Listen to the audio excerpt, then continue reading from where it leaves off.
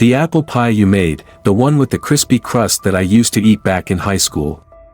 Remember, you said, "Mom, yours tastes even better than the bakery downtown." My words hung in the air, blending with the scent of cinnamon candle burning on the shelf, that familiar smell Emily loved. Logan shifted in his seat, leaning against the armrest, the light from the Christmas tree reaching nearly to the ceiling reflecting off the buttons of his shirt. Something about his posture changed. His shoulders drew in slightly, as if bracing himself to say something difficult. "Mom. Honestly. You should come over less often. Sometimes. It's a bit of a burden." Those words hit me like an icy gust straight to the face. I blinked, thinking I must have misheard. "You said what?" "I'm a burden." Logan avoided my eyes, staring at the wooden floor I had helped pay to refinish last year when Emily complained it was too outdated. "Emily thinks it would be better if you came by less. We need our own space. You understand, right? Our own space." I looked around the room, the bookshelves I chose, the curtains I had custom-made when Emily said the afternoon sun was too bright, the leather sofa I bought on installment so, as my daughter-in-law put it, they could host guests properly. Every corner of this house carried my imprint, my time, my money, my affection. Our own space, I repeated slowly. "And whose idea was that, Logan?" He swallowed hard. "Both of ours." Through the open door to the garage, I saw the brand new white SUV, the car I bought for Emily last month so she could commute more comfortably. $38,000 from the savings it had taken me a lifetime to accumulate. So, what am I supposed to do? Sit at home and wait until I'm called for? My voice came out softer than I meant. Logan let out a small sigh. "Mom. Please don't make this hard. I just want things to be easier." I stood, my knees aching but my heart aching more. "I understand. Mom, wait." But I had already walked down the hallway, passing the family photos on the wall where my face seemed to shrink and fade a little more each year. Hand on the doorknob, I turned back, my voice even and low, "Tell Emily. I'm taking that gift back." The December wind rushed in as I stepped out, leaving behind the warm lights of a house I had helped build but never truly belonged to. I sat in my car for a long while, hands resting on the steering wheel without starting the engine. Through the windshield, the Christmas lights from nearby houses twinkled, reflecting off the thin layer of ice on the road. Inside those windows, families were likely gathered, laughing and talking warmly. I, on the other hand, had just been told by my 37-year-old son that my presence was a burden. My phone vibrated on the passenger seat. Logan's name appeared. I let it ring, the screen lighting up and fading, over and over. I didn't answer.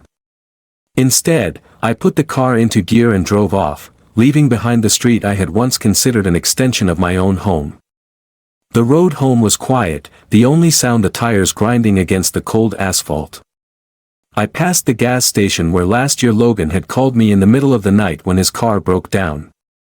I'd come immediately, bringing hot coffee and a thick blanket.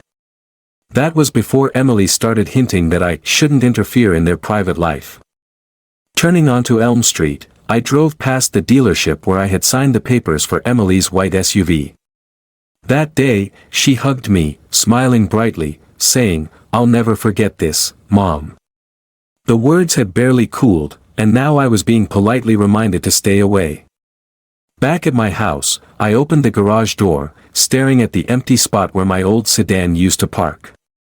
I had sold it, using most of the money plus my savings to buy Emily's car. Now I drove a 10-year-old hatchback that rattled whenever I shifted gears. In the kitchen, the teapot I'd left from that morning still held a little cold water. I turned on the stove, listening to the soft hiss of the gas, and wondered how far I had gone, how much I had bent, just to carve out a small place in my son's life. I thought back to every expense, money to remodel the living room to fit Emily's minimalist style, contributions for the Hawaii trip to help bond the family, money for Logan when he changed jobs and needed to wait for his first paycheck. Every time, I told myself, it's fine, as long as my son is happy. But slowly, I realized the price wasn't just money. The landline phone rang, the sound echoing through the empty house. I stood still, letting it ring out until silence returned. Outside, the December wind whistled through the window cracks I hadn't repaired yet, always putting Logan and Emily's needs first. I poured myself a cup of hot tea, sat by the window, and looked out at the snow-covered yard. A simple, clear thought took shape: it was time to take back what was mine. And I knew exactly where to start.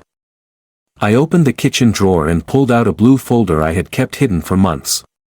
Inside were receipts, invoices, and bank statements I had avoided facing. The numbers stood out like cold reminders: every payment, every transfer, every expensive gift I'd paid to help Logan and Emily settle. I began adding them up, carefully, line by line. The first year, a new refrigerator because Emily said the old one didn't match the kitchen, $2,400. The second year, the leather sofa, $5,800. The third year, a Colorado vacation, $6,200. The fourth year, down payment on the white SUV, $20,000, plus $18,000 from my savings to cover the remaining installments. Totaling over $70,000, not including the countless times I paid for car repairs, property taxes, or new furniture Emily wanted. I paused, finger resting on the calculator, eyes fixed on the number on the screen. $70,000, enough to repair my roof, replace all the windows, and still have money left for a few trips. Instead, it was sunk into a house 5 blocks away, where I was now considered a burden. I set the calculator down, a cold, hollow feeling spreading through my chest. In my mind, I saw the day I handed Emily the keys to the SUV. She hugged me, called me the best mom in the world. Yet only weeks later, "You should come by less," took its place. The phone rang again, this time shorter, as if someone was testing their luck. I didn't answer. Instead, I gathered the papers, laying them out in chronological order. Every receipt, every statement, a piece of evidence not just of the money I had lost, but of the trust and patience I had let them spend freely. When I finished sorting, I leaned back.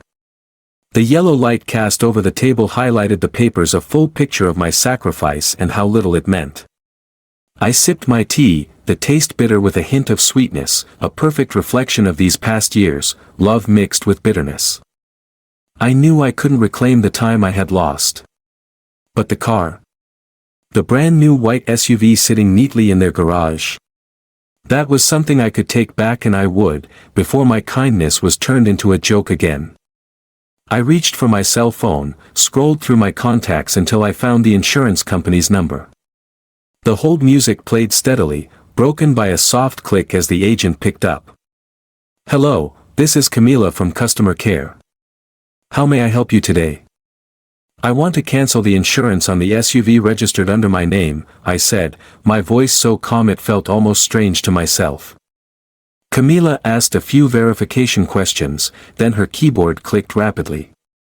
"Yes, Mrs. Flores, I see a 2023 Ford Explorer, Washington, D.C. plates, currently fully insured. You'd like to cancel immediately?" "Yes. Immediately." A short silence, as if she was waiting for me to explain why. But I said nothing more. I didn't owe anyone an explanation for this anymore. "It's done. The insurance will terminate at midnight tonight. Is there anything else you need?" "No. That's enough." I hung up, looked at the phone in my hand, then set it on the table. The house fell silent again, but this time, the quiet didn't feel heavy.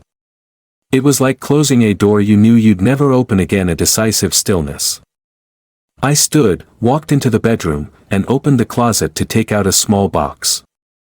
Inside was the spare key to the SUV, the one Emily didn't know I still kept. I turned it in my hand, the cold metal catching the ceiling light. A plan took shape in my mind, clear and simple, almost peaceful. I would go there, drive the car back, and pretend the gift was never given. Outside, snow had begun to fall gently. I pulled back the curtain, watching the flakes swirl beneath the streetlights. Somewhere across town, Logan and Emily were probably enjoying their evening, unaware of the words they had left hanging. Unaware that in just a few hours, a small change was coming, one they would never forget. I slipped the key into my coat pocket, wrapped a scarf around my neck, and pulled on leather gloves. Each movement was slow, deliberate, like I was preparing for an important meeting. When I opened the door, the December night air rushed in, sharp and cold, but inside me, a strange fire burned. Not raging anger, but something different, a sense of autonomy, of control, something I had lost long ago. I shut the door, locked it, and stepped into the garage. My old hatchback hesitated a few seconds before starting, the engine's rough roar sounding almost like confirmation. I reversed out of the driveway, heading toward the street where the white SUV waited, and for the first time in months, I felt light. The snow fell heavier as I turned onto Logan Street. Christmas lights strung along their walkway blinked steadily, reflected on the fresh blanket of snow. The white SUV sat comfortably in the open garage, as if waiting for me. I parked my hatchback across the street, cut the engine, and left the cabin lights dim. For a moment, I sat still, listening to the wind whistling through bare trees. Memories rushed back, the countless times I'd rushed over here because Emily needed someone to watch the house, because Logan needed a ride to the garage, or simply because they asked me to stop by and help out. Each time, I dropped everything. Each time, I told myself, family comes first. I opened the car door and stepped out. Snow crunched under my boots, crisp in the night. I passed the front door, the living room lights glowed, shadows moving. Emily's laughter floated out, mingled with holiday music. Without hesitation, I went around to the garage. The spare key rested firmly in my palm. One press, and the SUV's lights flashed, the lock released with a click, like an affirmation. I opened the driver's door, the smell of new leather and the hint of peppermint oil Emily loved filled the air. I slid in and started the engine, the smooth hum a stark contrast to the rattling of my old car. I glanced at the rearview mirror. From the kitchen window, Logan appeared, beer in hand, looking out. It took him a few seconds to recognize me. The beer froze mid-air. His mouth moved, forming words, then he vanished from view. Less than 10 seconds later, the garage door burst open. Logan rushed out, Emily close behind in a thin sweater. "Mom! What are you doing?" Logan yelled, his voice both panicked and angry. "I'm taking my car back," I replied, no need to raise my voice. Emily stepped forward, face flushed. "You gave me this car. You can't. A gift is still yours to keep," I cut her off, "but when someone calls you a burden, that gift loses its meaning." Logan planted himself in front of the hood. "Mom, don't do this, the neighbors are watching." I held his gaze, then turned the key. The engine growled softly, the tires began to turn. Logan was forced to step aside, his eyes wide, speechless. I drove out of the garage, turned onto the main road, leaving behind the Christmas lights and the fading echoes of their voices. As the SUV glided down the street, a wave of relief spread through me. Not because I had taken back a possession, but because I had finally taken back something else, my own boundaries. And once raised, they would never be crossed again. I reached home just before 10 o'clock. The snow had eased, but the road still shone silver with ice. I pulled the SUV into my garage, closing the door slowly as if sealing off an old chapter. The new leather scent drifted again, but this time, it had nothing to do with Emily. It was simply the smell of something that belonged to me. I turned off the engine, sat for a few seconds to steady my breathing. Not out of fear, but from a strange sensation, peace, mixed with regret for the woman I had been all those years, the one who spent tens of thousands of dollars, expecting nothing but hollow words of thanks. Inside, the warm yellow light from the kitchen welcomed me. I hung my coat, took off my gloves, and set the SUV keys on the dining table.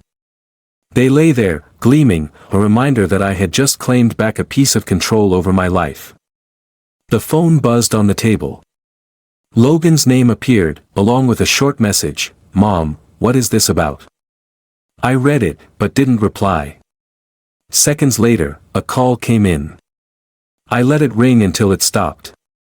Then another message, longer this time, his tone a mix of anger and confusion. "Mom, you did that in front of the neighbors.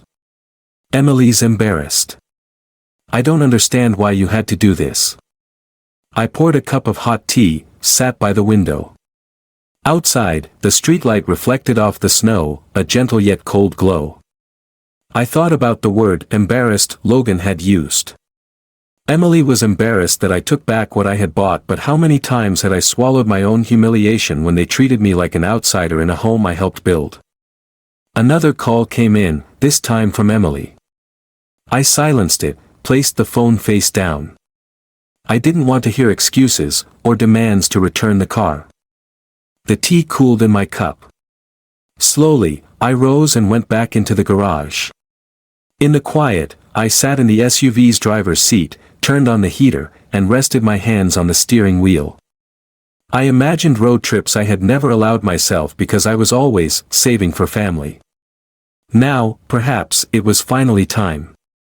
Back inside, I took a sheet of paper and wrote a few lines, not to send to anyone, just to remind myself, what's mine, I must keep. And when someone pushes me out of their life, take back everything I put into it. I folded the paper, slipped it into a drawer. Outside, the night wind rose again, but inside me, everything was still, like a frozen lake in winter. The next morning, winter sunlight flooded the kitchen as I sipped my second cup of coffee. The rich aroma of freshly roasted beans filled the room, the expensive kind I had always told myself to save for a special occasion. But now, every day was an occasion. The phone buzzed at 9:15 a.m. It was Emily again. I hesitated for a few seconds before answering, and her voice immediately filled the line, tense but trying to sound calm. "Mrs. Mom, what happened last night really didn't have to be that way. We can talk." "I don't think there's anything to talk about, Emily." I took a sip of coffee. "The car is in my name. I brought it to my house. That's it." Emily's voice grew more urgent. "Do you have any idea how many people I have to explain this to today? They're asking why my car disappeared. I can't. Maybe," I cut in, "you should tell them you told your mother-in-law to stop coming around because she was a burden. I'm sure they'll understand." Silence on the other end for a few seconds, then Emily let out a short, joyless laugh. "Do you really want to turn this into a spectacle? Fine, but remember, people will only see that you're punishing your son." "No," I replied slowly. "I'm protecting myself. If Logan's affected, that's because of the choices he made." Emily sighed, then hung up without saying goodbye. I set the phone down, feeling as if I had closed another door, and the relief was palpable. By noon, I went to the supermarket.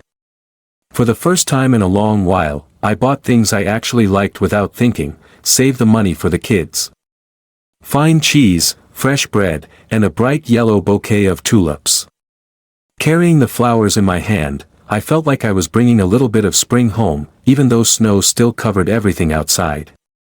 When I got back, I saw a white envelope in the mailbox. The handwriting on it was familiar, Logan's. I opened it, a few short lines, scribbled hastily. "Mom, I think I need time to understand. But I hope you don't cut everything off." I read it twice, unsure if it was a sign of regret or just another way to stall. Either way, I folded the letter and placed it in the drawer beside the note I had written last night. As evening fell, I went to the garage and sat in the SUV. I turned on the radio to my favorite country station and imagined a road trip to the Oregon coast, a place I had never been. This time, not to see anyone, not to fulfill any duty, but simply because I wanted to. I smiled to myself. Some things can be taken back, and some cannot. But the important part is knowing where to start.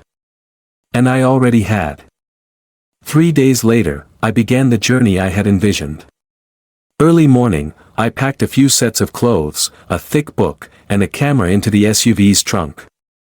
The streets still glimmered with snow, but the skies were clear, sunlight catching on the ice like scattered mirrors. As I drove out of the city, I felt like I was leaving a cramped room and stepping into open space. No more sudden calls, no more texts asking for help, no more feeling like I had to be ready for someone else at any moment. Just me, and the road ahead. Passing through small towns, I saw diner chimneys sending up spirals of smoke, people in heavy coats chatting on porches. No one knew who I was, and I realized that made me feel freer than ever. At noon, I stopped at a quaint cafe by the river. The large windows looked out over the frozen water, where a few pigeons pecked at bread crumbs someone had scattered. I ordered a bowl of hot soup, the aroma of celery and pepper rising with the steam. As my spoon tapped against the rim, I remembered the meals I had cooked and brought over to Logan and Emily when they first moved in. Nobody asked me to do it, but I wanted to. Looking back now, I realized I had let love turn into an obligation, and that was when it lost its purity. By late afternoon, I was back on the road. The mountain highway opened up to snow-covered pines, the sky fading into a pale orange. I turned up the radio, a melancholy ballad played, and I noticed my eyes growing damp. Not from sadness, but from a quiet realization, I had missed too many moments for myself because I thought I always needed to be with others. That evening, I rented a small motel room in a coastal town. The sound of waves crashed steadily against the window. I drew back the curtain, letting the yellow streetlight blend with the deep black of the sea. In that moment, I saw more clearly than ever that loss doesn't only mean losing something, sometimes it's letting go of what you could have had. I took out my journal and wrote a few lines. No one has the right to decide my worth except me. And once I see the limits others place on me, I must never return to that place. I closed the journal, turned off the light, and let the waves lull me to sleep. For the first time in years, I slept without dreaming of faces expecting me to show up. Only the sea, and me, was enough. The next morning, I woke early to a misty sky. The waves still beat steadily as the night before, but the new light made everything less gloomy, replaced with a rare calm. I put on my coat, took my camera, and walked to the beach. The sand was cold and damp beneath my feet. Small ripples crawled up then receded, leaving silver traces on the gray shore. I snapped a few photos, nothing fancy, just to capture the fact that I was really here, in a place where no one expected or needed me to be. Back at the motel, I found a message from Logan. "Mom, where are you? I want to talk." Short, no blame, but no apology either. I read it and left it alone. This trip wasn't about fixing old problems, it was about freeing myself from them. I drove along the coast, stopping at an old lighthouse. After climbing the spiral stairs, I stepped onto the balcony overlooking the vast ocean. The wind whipped hard, stinging my eyes, but I didn't turn away. That feeling, a mix of cold and freedom, made me realize how long I had lived inside a box of expectations, of obligations, of unspoken promises I bound myself to without anyone asking. At noon, I ate at a harbor cafe, ordering grilled fish and fries. At the next table, an elderly couple laughed loudly, sharing a glass of white wine. They didn't resemble anyone I knew, but the warmth between them made me smile. They were together not out of a checklist of duties, but out of the clear joy of simply being with each other. When I returned to the motel, I finally checked my phone again. This time, Logan's message was longer. "I know I said things I shouldn't have. I just wanted to make things less tense. But if you want distance, I'll respect that." I didn't reply right away. I needed time to believe that this distance wouldn't only be respected when it was convenient for him. And because I wasn't ready to slip back into my old role, the one who always put out fires at home, even when nobody truly appreciated it. As evening fell, I sat on the balcony with a cup of hot tea. The sunset turned the entire sea orange, each wave tipped with gold. I thought, if I stayed here a few more days, the world outside would keep turning, and Logan and Emily would carry on with their lives just as they wanted. And I, for the first time, would let that happen without interfering, without holding on, without trying to fix it. I would simply stand still, and let things shape themselves. On the fourth day of my trip, I decided to leave the coastal town and drive south. The road wound along the cliffs, with the deep blue ocean on one side and dark forested mountains on the other.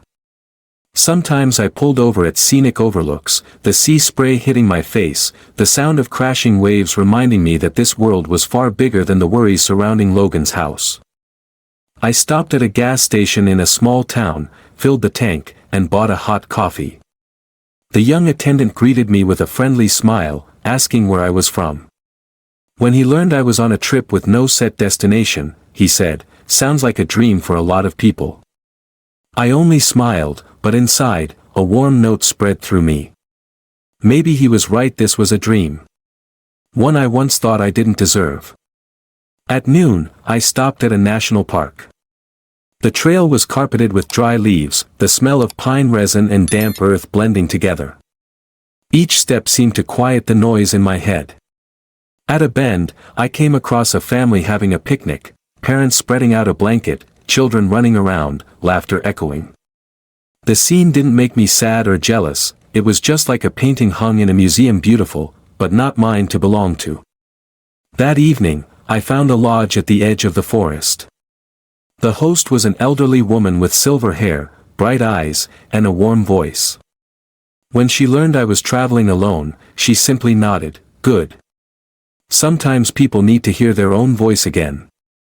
That sentence stayed with me throughout the simple dinner of bread and vegetable soup. Back in my room, I found an email from Logan.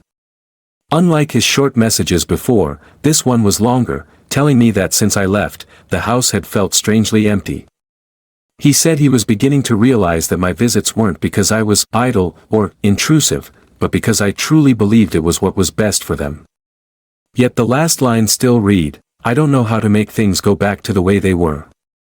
I sat for a long time in front of the screen, fingers resting on the keyboard but not typing.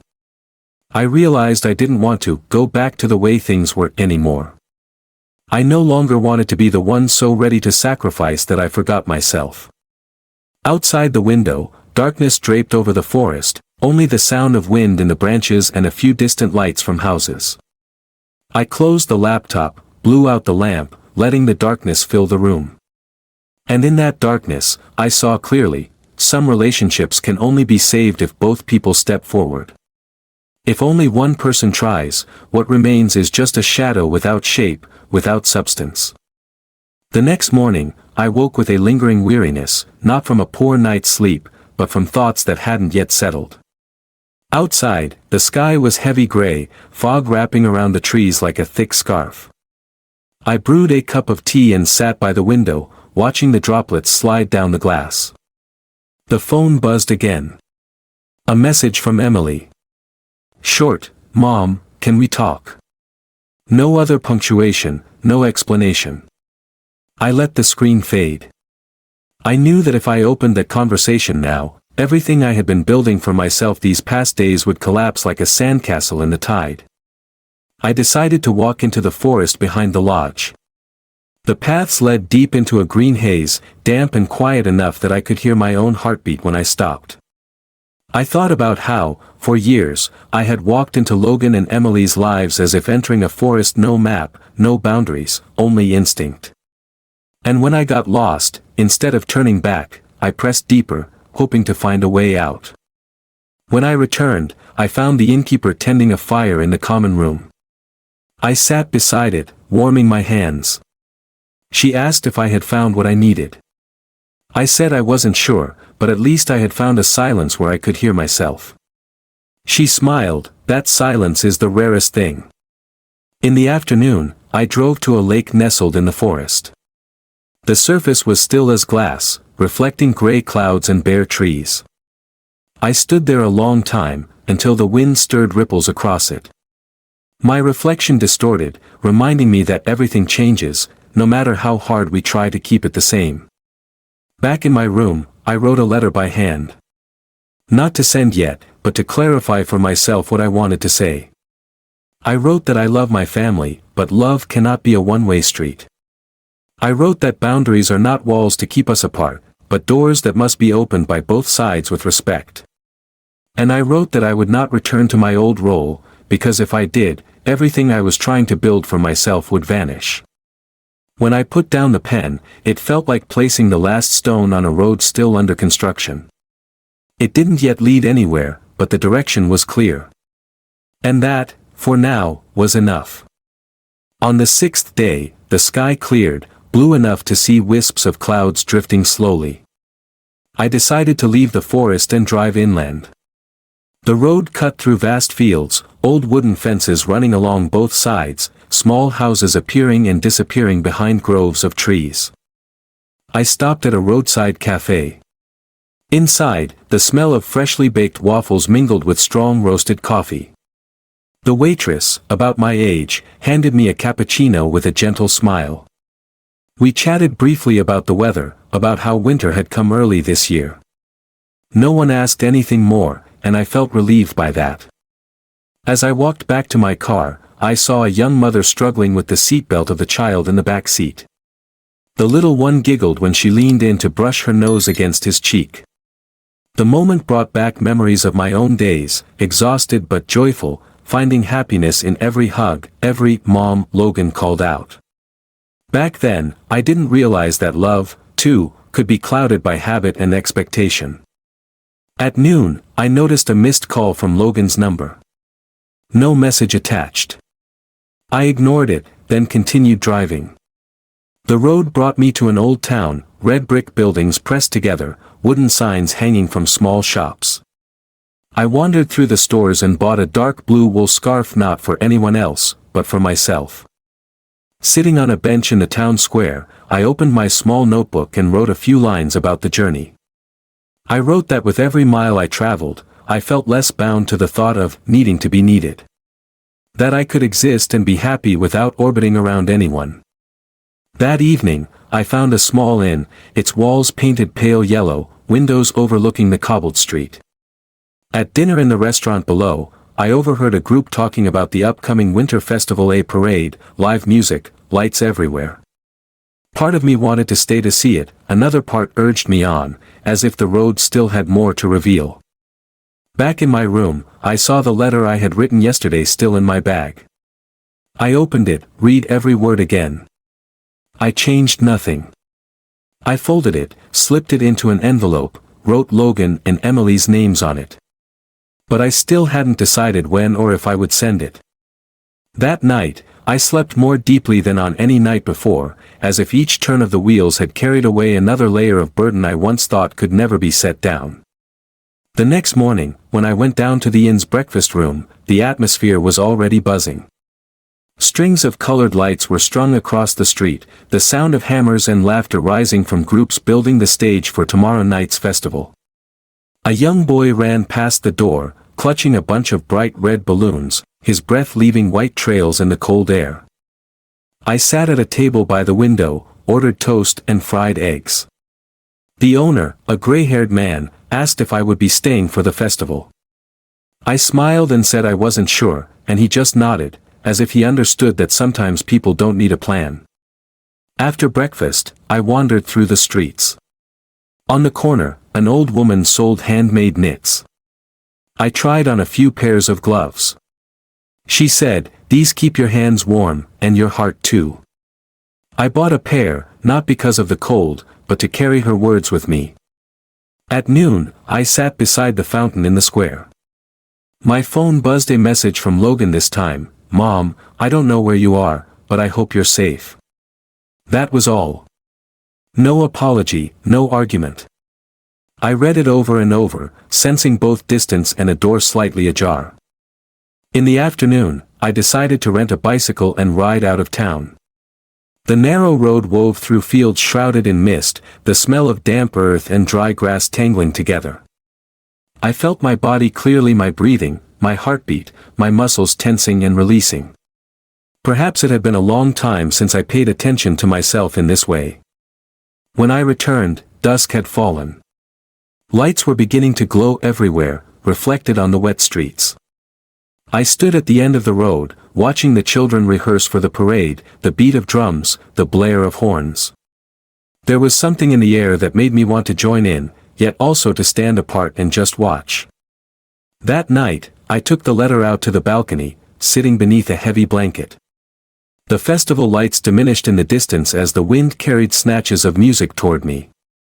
I opened the envelope, read each word once more. This time, when I folded it again, I felt ready. Not to beg for change, but to close a chapter, regardless of the response. I placed the envelope on the table, ready to mail tomorrow.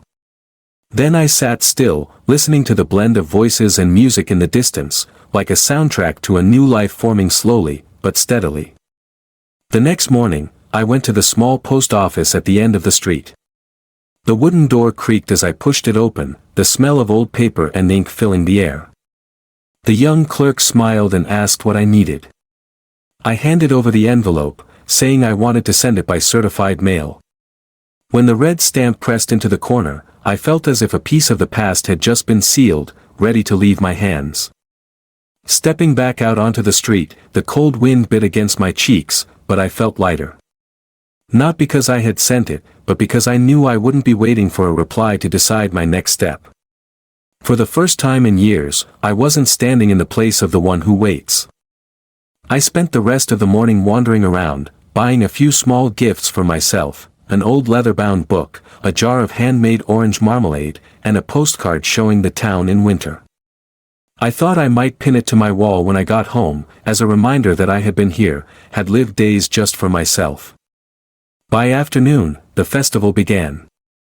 The street sparkled with light, the smell of pastries and hot cocoa filling the air.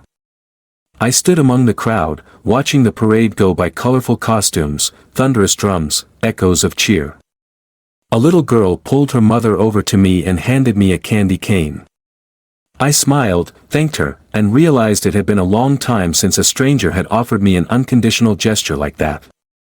When fireworks burst open in the sky, I tilted my head back, feeling as if each flare fell straight into my chest, melting the last shards of ice inside. I didn't know where I would go tomorrow, but the thought no longer unsettled me. Back in my room, I made a cup of hot tea and sat by the window. Down below, people still danced in the streets, their laughter carrying upward. I suddenly realized I could love while keeping distance, I could remember without returning to old paths. And that sometimes, leaving isn't loss, but the opening of another horizon, where I could breathe without asking anyone's permission. That night, I slept to the echo of fireworks from afar, wrapped in a rare peace I hadn't touched in many years. The next morning, the town returned to its usual quiet, as if all the brilliance of the night before had been just a brief dream. I rose early, drew the curtains back, strips of colored paper still clung to the fences, a few deflated balloons lay crooked on the sidewalk, and a man swept the square with slow, steady movements. I brewed coffee, but after the first sip, I realized I didn't want to stay any longer. The calm I had found here had served its purpose, now it was time to carry it with me and move on. I packed my belongings, folding clothes, carefully placing the leather-bound book and the new wool gloves into my suitcase. Before leaving, I walked to the lake one last time. The morning water reflected a sky so clear, nothing like the gray murk that had greeted me on my first day here. I sat on the old bench, resting my hand on the cold wood. Each breath etched the moment into my memory, the scent of damp pine, the gentle lapping of waves, and the surrounding stillness. Back at the car, I noticed a folded note tucked into the rearview mirror. I opened it and recognized Logan's rushed handwriting. "Mom, if you're reading this, I want to say I'm sorry. I understand now." Nothing more, no long explanations. But unlike his past short, empty messages, these few words weighed more than any lengthy justification. I sat quietly for a few minutes, holding the paper, feeling its weight. I didn't know how or when I would respond, or even if I should respond right away. But I knew one thing, the relationship had shifted, even if just slightly. And this time, I wasn't the one running ahead to hold it together. As I drove out of town, I felt like I was leaving a chapter behind. The road stretched wide, trees fading in the rear view, and ahead, signs pointed toward places I had never seen. The uncertainty remained, but it no longer felt like a burden, it felt like an invitation. When the first rays of sunlight poured through the windshield, I realized, I could love without sacrificing myself. I could remember without returning to where I had been hurt. And most of all, I could move forward, fully, even while carrying things that remain unfinished. The car rolled on, leaving behind only the sound of the wind blending with my heartbeat, steady, calm, free. The road led me to a small hillside cafe, where a handwritten wooden sign reading "Open" swayed in the breeze. I pulled over, stepped inside. The smell of freshly roasted coffee spread through the room, warm enough to melt the chill from my coat. The barista, a middle-aged man with salt and pepper hair, greeted me with a smile, without asking where I came from or where I was going. I chose a table by the large window overlooking the valley. White clouds drifted low, sunlight breaking through to cast shimmering streaks across the distant rooftops. I took out my notebook, and for the first time in months, I wrote without thinking about anyone else but myself. Not an explanation, not a to-do list for others, but simply lines about my feelings, free, yet not lonely, relieved, yet still tinged with a little regret. As my coffee grew cold, I saw outside the glass an elderly couple walking slowly, hand in hand. Their gesture was not showy, but it held a steadfast bond one once believed I would always have. Instead of bitterness, I just smiled, perhaps because I realized that some beautiful things don't have to belong to me. Before leaving the cafe, the barista handed me a pastry wrapped in paper, saying, "Something warm for the road." Such a simple phrase, yet it made me feel seen, cared for, even by someone who knew nothing of my story. I drove on, the road climbing higher before opening to a vast sky. Wind rushed in through the half-lowered window, carrying the smell of wild grass and pine resin. I thought about the note Logan had left, brief, yet enough to let me know that someday, when we're ready, we might talk again. But that day didn't need to be today. At dusk, I stopped at a scenic overlook. The setting sun bathed the distant mountains in gold. I stood still, feeling the cold air fill my lungs, and suddenly understood, I had stepped out of a cycle. No longer pulled into endless blame or expectation. When darkness began to swallow the horizon, I returned to the car. Ahead still lay a long road, and this time, I wasn't afraid to travel it alone. Because I knew that each step I took now was not to run away, but to move toward where I truly belong. I left the overlook when the sky held only a thin red streak stretched across the clouds. Streetlights grew sparse, replaced by the dim yellow glow of scattered houses along the hillside. I didn't turn on the radio, letting the sound of tires on the pavement and the wind in my ears underscore my lingering thoughts. Night fell quickly. I stopped in a small town barely large enough for a main street, a few shops still open, their lights casting onto the damp sidewalk. I chose a modest inn with an old neon sign that flickered unevenly. The manager, a woman about my age, asked brief questions, then handed me a key, as if accustomed to people who only needed a place to sleep and had no desire to explain themselves. The room was simple, beige walls, a bed with a clean quilted blanket. I opened the window, and the night breeze carried the smell of damp pine and, far off, the low, long call of a train. I lay down without turning on the light, letting the street's glow cast pale yellow squares on the wall. In the stillness, my phone buzzed softly. A message from Logan's number: "Mom, where are you? I just want to know if you're okay." I read it over and over, sensing the hesitation in each word. Not a direct apology, not a reproach either. Just a gentle touch, enough to tell me he was thinking of me. I didn't reply right away. Instead, I set the phone on the table, poured a glass of water, and sat by the window. Down on the street, a young couple laughed as they shared a bag of fries, the girl's coat draped over the boy's shoulders. The simplicity of that moment calmed me. Perhaps, I thought, love is like this journey, not always straight, nor always with a known destination. Sometimes, it's enough to know you're still moving, still open to what comes. I finished my water, closed the window, and crawled into bed. In the darkness, the train's whistle sounded again, fainter now but still clear enough to match its slow rhythm. I closed my eyes and let sleep take me, without trying to imagine what tomorrow would bring. Because for the first time in a very long while, I didn't feel the need to control everything. I only needed to be here, in this moment, knowing that I was okay.